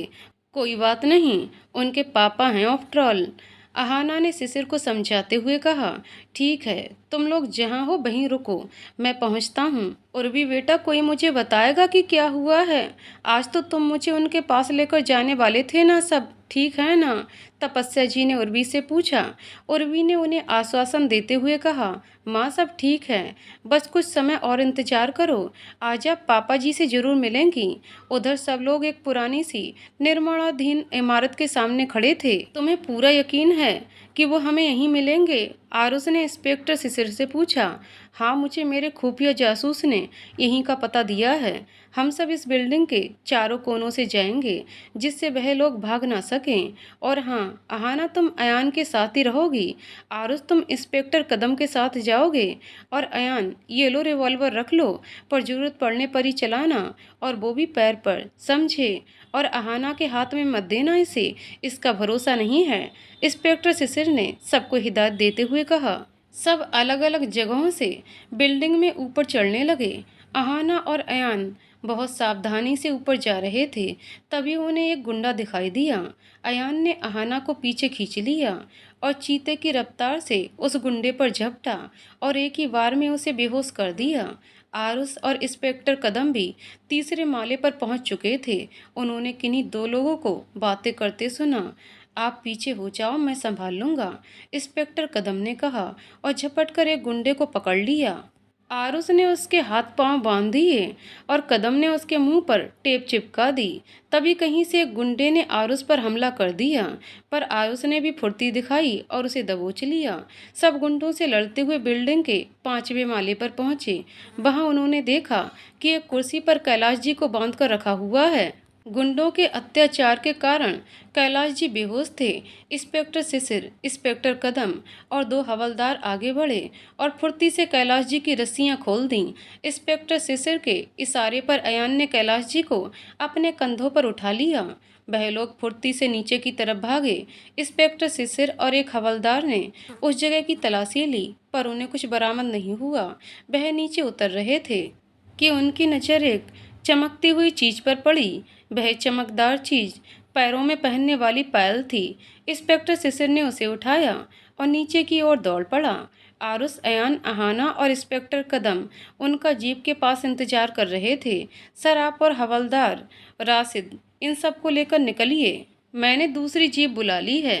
अंदर पड़े सभी गुंडों को उठाकर मैं थाने में लेकर आता हूँ, इंस्पेक्टर कदम ने कहा। ठीक है कदम, पर सावधानी से। ये कहे शिशिर जीप में सबको लेकर निकल गया। दोपहर के 1 बज रहे थे। तपस्या जी का मन अभी भी विचलित था। वह धूप में गुमसुम सी बैठी थीं। तभी उर्वी उन्हें बुलाने आती है। माँ जी जल्दी आइए, देखिए तो सब आ गए। तपस्या जी तेजी से मुख्य द्वार की तरफ पहुंची। अयान और अहाना को पुलिस की जीप से उतरते देख उनका दिल बैठ गया। क्या हुआ है?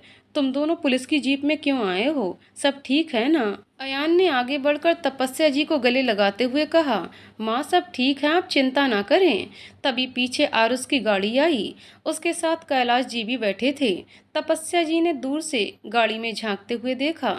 ये आरुष के साथ कौन है? आप पहचाने नहीं उन्हें? अयान ने पूछा और आरुष को कैलाश जी को वहां लाने का इशारा किया। कैलाश जी को देखते ही तपस्या जी की आंखें नम हो गईं। वह दोनों धीरे धीरे एक दूसरे की तरफ बढ़े। आमने सामने पहुंचकर दोनों कुछ पल एक दूसरे को देखते रहे। कैलाश जी की आंखों में आंसू थे। मुझे माफ करना तपस्या, मैं कुछ ना कर सका तुम्हारे लिए। आप ऐसा क्यों कह रहे हैं? इसमें आपका कोई कसूर नहीं था, सब हालातों का कसूर है। तपस्या जी ने उनके पैर छूते हुए कहा। मैं इस लायक नहीं तपस्या कि तुम मेरे पैरों को हाथ लगाओ। कामिनी से शादी करना मेरे जीवन की सबसे बड़ी भूल थी। उस भूल की तुम मुझे जितनी सजा दो कम है। परिवार की बातों में आकर उससे अपने बच्चों की देखरेख के लिए रिश्ता जोड़ लिया, पर मुझे क्या पता था कि वो मेरे बच्चों की दुश्मन बन जाएगी। कैलाश जी ने हाथ जोड़ते हुए कहा। पापा प्लीज अपने आप को दोषी मत ठहराओ, आपकी कोई गलती नहीं है। अब आप दोनों रोना बंद करो, अब तो खुशियों के दिन फिर से लौट आए हैं। हंसो और मुस्कुराओ, अयान ने कहा। बेटा, कामिनी जैसी औरत को हल्के में मत लो, वह बहुत चालाक है, कुछ तो सोच के रखा होगा उसने। संजीव दीवान बोले। पापा, उसने पिताजी को किडनैप करके जो प्लान बनाया था वो तो हमने खराब कर दिया, पर इससे पहले कि उसे भनक लगे हमें हमारा आखिरी दांव चलना है। आइए सब, मैं आपको समझा देती हूँ कि आपको क्या करना है। अहाना के कहने पर सब एकजुट होकर उसकी बात सुनने लगे। जल्दी मैंने सब इंतजाम कर दिए हैं। गणपत तुम्हें बाहर नाके पर मिलेगा, वहाँ से तुम्हें समुद्र के जरिए गोवा पहुँचा देगा। उसके बाद तुम जानो तुम्हारा काम जाने, पर कुछ सालों तक अपनी शक्ल मत दिखाना। कामिनी ने प्रीतम को गुस्से से देखते हुए कहा। ठीक है, पर भानु, उसका क्या होगा? प्रीतम ने पूछा। उसका इंतजाम भी कर लिया है मैंने। अहाना को मजबूर करूंगी कि वह सबसे बढ़िया वकील कराए और भानु को छुड़ाए। सातिर दिमाग है तुम्हारा। अच्छा चलो चलता हूँ बहना। ये कह प्रीतम ने जैसे ही दरवाजा खोला, सामने अयान और आरुष खड़े थे। उन्हें देखते ही प्रीतम और कामिनी का चेहरा फीका पड़ गया। अरे मामा जी, कैसे हैं आप? आरुष ने कहा। मैं ठीक हूँ, तू कैसा है? कहाँ था इतने दिनों? सैर सपाटा करने गया था मामा जी, आज ही आया हूँ। अरे ये क्या, आप कहीं जा रहे हैं क्या मामा जी? आरुष ने पूछा। हाँ, घर जा रहा हूँ। आज के दिन तो रुक जाते, दिवाली के शुभ मुहूर्त पर आप घर जा रहे हैं, यहाँ हमारे साथ दिवाली मनाइए, अयान ने कहा। नहीं नहीं बेटा, मामा को जाने दो, बहुत काम है उन्हें, कामिनी जी बीच में बोली। ऐसा क्या जरूरी काम आ गया मामा जी, जो आप यूं चोरों की तरह भाग रहे थे? अयान ने तंज कसते हुए कहा। चोरों की तरह नहीं तो, वो बस काम है इसलिए जा रहा हूँ। अब प्रीतम की सहन शक्ति जवाब दे रही थी और कामिनी की भी।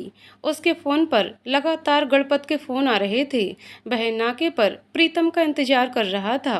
तभी आरुष ने प्रीतम के हाथों से बैग ले लिया और ज़बरदस्ती उसे सोफे पर बैठा दिया। अभी आप कहीं नहीं जाएंगे मामा जान, पूजा कुछ ही समय में शुरू होने वाली है। अयान ने कहा। अयान बेटा, मैंने तो आज कुछ तैयारी ही नहीं की, तो जाने दो मामा को। कामिनी ने अपने चेहरे से पसीना पोंछते हुए कहा। फिक्र की कोई बात नहीं, आपकी बहू ने लता दी से कहकर तैयारी करा ली थी। आप बस पूजा का आनंद उठाओ, बाकी सब आपकी बहुएं संभाल लेंगी। आरुष ने कहा। बहुएं मतलब मेरी एक ही बहू है, कामिनी ने चौंकते हुए कहा। भूल रही हैं आप कि इस घर की दो बहुएं हैं, अभी बुलाते हैं तब याद आएगा आपको, आरुष ने कहा और उर्वी और अहाना को आवाज़ दी। दोनों दरवाजे पर आकर खड़ी हो गईं। उर्वी को देखते ही कामिनी का पारा चढ़ गया और वह चिल्लाकर बोली, आरुष ये लड़की इस घर की बहू नहीं है, अभी के अभी बाहर निकाल इसे वरना। आरुष और अयान हंसने लगे। आरुष ने अपनी हंसी दबाते हुए कहा, वरना क्या, तू जानता है मैं क्या कर सकती हूँ, कामिनी ने चिल्लाते हुए कहा। आप नहीं जानते हम क्या कर चुके हैं, इसलिए धमकी देना बंद करिए। उर्वी इस घर की बहू थी और रहेगी, आरुष ने उर्वी का हाथ पकड़ते हुए कहा। ओह, समझ में आ गया बहना, किसने उस बुढ़िया को आश्रम से भगाया, नहीं समझी। इस आरुष ने कोई छुट्टियां मनाने नहीं गया था, ये बहुत लंबी चाल चल गए ये छोरे, प्रीतम ने दांत पीसते हुए कहा। चाल चलना तो मेरा काम है, इन्हें कहाँ आता है, कामिनी बोली और आरुष के नज़दीक आकर उसके कॉलर को पकड़कर अपनी तरफ खींचते हुए बोली, तुम्हारे पूज्य पिताजी मेरे कब्जे में हैं, उनकी सलामती चाहता है तो उस लड़की को अभी के अभी घर से बाहर निकाल दे। पापा, क्या किया तुमने पापा को, अयान चिल्लाया। अभी तो कुछ नहीं किया, पर ये लड़की यहाँ से बाहर नहीं गई तो बहुत कुछ कर दूंगी। कामिनी की हंसी में जीत के सुर सुनाई पड़ रहे थे। सबने उर्वी की तरफ बेबस नजरों से देखा। उर्वी ने रोते हुए कहा, आरुष, शायद हमारी किस्मत में एक होना लिखा ही नहीं है, तुम मेरी चिंता मत करो, पिताजी को बचाओ। फिर उर्वी कामिनी की तरफ मुड़ी और हाथ जोड़ते हुए बोली, आप पापा को कुछ मत करना, मैं जा रही हूँ। सबकी तरफ डबडबाई आंखों से देखते हुए वह बाहर निकल गई। कामिनी किसी सिरफिरी मल्लिका की तरह हंसते हुए बोली, कामिनी नाम है मेरा, कच्ची गोलियां नहीं खेली मैंने, पता था मुझे कि ऐसा कुछ हो सकता है तो उसका तोड़ तो निकालना ही था ना, बस उस चक्कर में मेरी हीरो जड़ित पायल खो गई।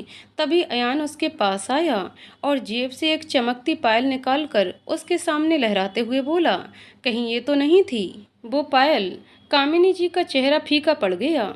उर्वी के बाहर जाने के बाद जो तेज उसके चेहरे पर उभरा था वह नदारद हो गया। वह समझ गई थी कि उसका ये दांव भी उल्टा पड़ चुका है। तभी उर्वी फिर से घर में दाखिल हुई, पर इस बार वह अकेली नहीं थी, उसके साथ तपस्या जी और कैलाश जी भी थे। पीछे पीछे संजीव दीवान भी आ रहे थे। वह सब आते ही दरवाजे पर खड़े हो गए। तभी लता और मुन्नी पूजा से सजी थाली ले आईं। अहाना ने उनके हाथों से थाली ली और तपस्या जी और कैलाश जी की तरफ बढ़ी। अहाना ने सबकी आरती उतारी और उन्हें तिलक लगाया। माँ, आपके घर में आपका स्वागत है, ये घर कब से आपकी राह देख रहा था। तभी अयान आगे आया और उर्वी के माथे पर तिलक लगाते हुए बोला, भाभी वेलकम बैक, जिस घर से आप रोकर निकली थीं, आज उसी घर में आपका हंसते मुस्कुराते फिर से स्वागत है। पापा, आपने हमारी सलामती के लिए बहुत कुछ किया है, माँ की याद में बहुत तड़पे हैं आप। हम दोनों भाई इतने मजबूर थे कि आपको ये भी नहीं बता सकते थे कि माँ जिंदा है, हमें माफ़ कर दीजिए। आरुष ने कैलाश जी के गले लगते हुए कहा, बेटा, हम सब अपनी अपनी जगह मजबूर थे, इसलिए दोष किसी का भी नहीं है। कैलाश जी बोले और सीधा कामिनी और प्रीतम के सामने जाकर खड़े हो गए। झूठ चाहे जितनी भी परतों के नीचे छिपा लिया जाए, एक न एक दिन सच्चाई का सूरज जरूर उगता है, और हमारे लिए सूरज की वो किरण हमारी बहू अहाना थी। आज हम सब यदि एक छत के नीचे इकट्ठे हो पाए हैं तो इसकी वजह से कैलाश जी ने अहाना को आशीर्वाद दिया और गले से लगा लिया। प्रीतम, जो अब तक खड़ा सब कुछ सहन कर रहा था, उसके सब्र का बांध टूट गया। उसने मौके का फायदा उठाते हुए अहाना को बंदूक की नोक पर दबोच लिया। तपस्या जी के मुंह से चीख निकल पड़ी, शाबाश मेरे भाई शाबाश, अब आया ऊंट पहाड़ के नीचे, सारी समस्या की जड़ ये वकील ही है। फूटे भाग मेरे, जो ब्याह कर इसको घर लाई, छोड़ना मत इसे। कामिनी ने फुर्ती से प्रीतम की तरफ बढ़ते हुए कहा। प्रीतम अहाना को छोड़ दे वरना आज तू जान से जाएगा, अयान ने चिल्लाते हुए कहा। जान से तेरी बीवी जाएगी, एक कदम आगे मत बढ़ना वरना ट्रिगर दब जाएगा। प्रीतम अहाना को खींचते हुए दरवाजे की तरफ बढ़ने लगा। जैसे ही प्रीतम ने दरवाजा खोला, सामने इंस्पेक्टर शिशिर और उसकी टीम खड़ी थी। उन्हें देखते ही प्रीतम के चेहरे का रंग उड़ गया। आगे मत आना इंस्पेक्टर, वरना गोली चल जाएगी, प्रीतम चिल्लाते हुए बोला। तभी गोली चलने की आवाज़ आती है। सब लोग दंग रह जाते हैं। इतने में प्रीतम के दर्द से कराहने की आवाज़ आती है। इंस्पेक्टर कदम ने खिड़की के पीछे से प्रीतम के हाथ पर गोली चलाई थी, जिसकी वजह से उसके हाथ से पिस्तौल छूट जाती है। अयान फुर्ती से अहाना को अपनी तरफ खींच लेता है। तुम्हें चोट तो नहीं लगी? ठीक हो ना तुम? एक पंच मारना चाहिए उसको, बड़ी ब्लैक बेल्ट बनी फिरती हो, अयान ने अहाना से कहा। पिस्तौल थी उसके हाथ में, चल जाती तो, अहाना ने चिढ़ते हुए कहा। छोड़ो मुझे इंस्पेक्टर, मुझे जानते नहीं हो तुम। प्रीतम अपने आप को छुड़ाते हुए बोला। चुप कर, बहुत अच्छे से जानता हूँ तुझे। अब अपने बेटे के साथ जेल में चक्की पीसना, इंस्पेक्टर शिशिर ने कहा। पुलिस कामिनी और प्रीतम को पकड़कर ले जाती है। सब इकट्ठे होकर लक्ष्मी पूजन करते हैं और दिवाली को बहुत धूमधाम से मनाते हैं। अहाना बेटा, अब तुम्हारा काम खत्म हो गया हो तो घर चलें। कुछ दिनों बाद तुम्हें क्रिमिनल लॉ की स्टडी के लिए अमेरिका भी जाना है, संजीव दीवान ने अहाना से कहा। संजीव दीवान की बात सुनकर सब दंग रह गए। समधी जी, ये आप क्या कह रहे हैं? कौन सा काम खत्म हो गया? तपस्या जी ने पूछा। वो आपको अयान और अहाना बताएंगे, संजीव दीवान बोले। वो माँ पापा, दरअसल हमने आरुष और उर्वी को दोबारा मिलाने के लिए और कामिनी की सच्चाई सबके सामने लाने के लिए कॉन्ट्रैक्ट मैरिज की थी, अहाना ने हिचकिचाते हुए बताया। क्या क्या मैरिज की? तपस्या जी ने हैरान होकर पूछा। माँ जी, कॉन्ट्रैक्ट मैरिज, इसमें कोर्ट में 1 साल के लिए लड़का और लड़की साथ रहने का करार करते हैं। साल खत्म होने के बाद वो अपने अपने रास्ते जा सकते हैं, उर्वी बोली। तो अभी तो साल नहीं हुआ, कैलाश जी बोले। वो पापा, हमारे करार में हमने ये लिखवाया था कि हम साल से पहले भी मैरिज खत्म कर सकते हैं। तो अहाना ने सर झुकाते हुए कहा। ये सब क्या चल रहा है दीवान साहब? आपको सब पता था, आपने इजाज़त कैसे दी? कैलाश जी ने संजीव दीवान से पूछा। कैलाश जी, उर्वी मेरी बेटी की तरह है, उसकी खुशियों को वापस लाने के लिए मैंने इस करार के लिए हाँ कर दी थी। संजीव दीवान ने हाथ जोड़कर माफ़ी मांगते हुए कहा। पर क्यों जाना है अहाना? ये शादी रद्द ही क्यों करनी है? तुम और अयान तो एक दूसरे से प्यार, आरुष ने अयान की तरफ देखते हुए कहा।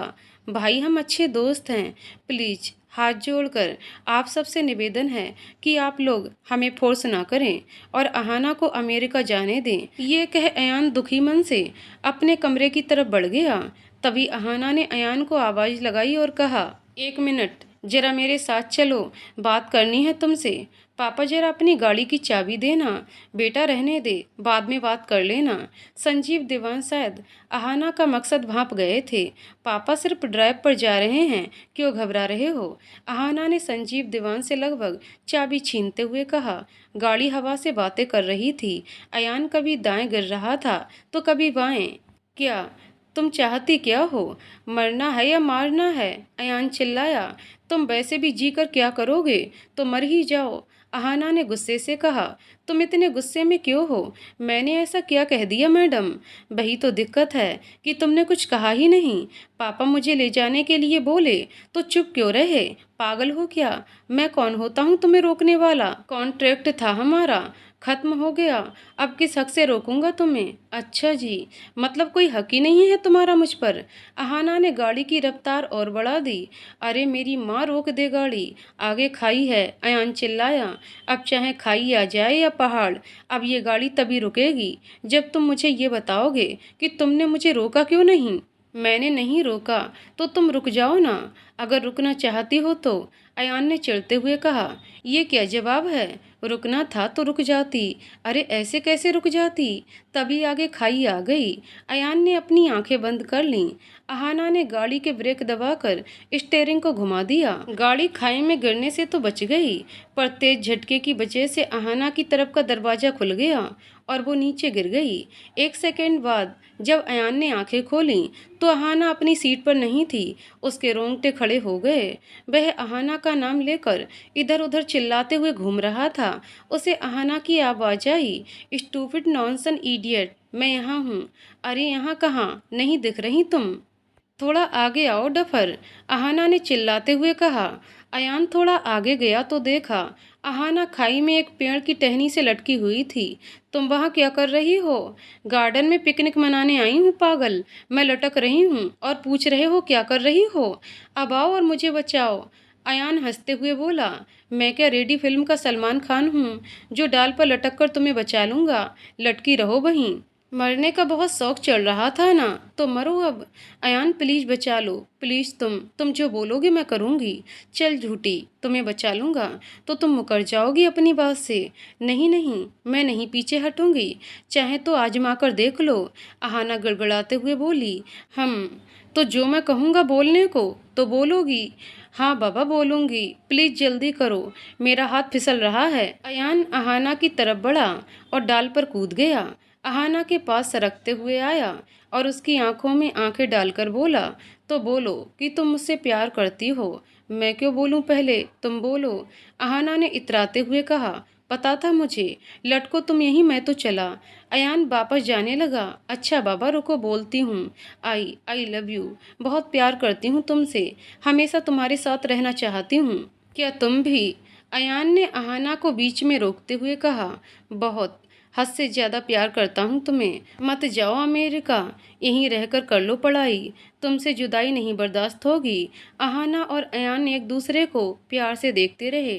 अहाना ने आखिरकार मुस्कुराते हुए कहा, अब ऊपर भी लेकर चलोगे? ये इसे हैंगिंग गार्डन समझकर यहीं लटकना है? एक बार फिर से दीवान मेंशन और तपस्या वाटिका रोशनी से जगमगा उठी। जश्न था अहाना और अयान की शादी। दोनों परिवारों ने धूमधाम से शादी रचाई। सबकी खुशी का ठिकाना नहीं रहा। अहाना और अयान एक दूसरे को जीवन साथी के रूप में पाकर फूले नहीं समा रहे थे। चारों तरफ प्यार ही प्यार था। तो दोस्तों कहानी यहीं पर समाप्त होती है। दोस्तों आपको कहानी कैसी लगी कमेंट करके जरूर बताइएगा। कहानी पसंद आई हो तो वीडियो को लाइक शेयर करें और चैनल को सब्सक्राइब करें। कहानी को पूरा सुनने के लिए बहुत बहुत धन्यवाद दोस्तों।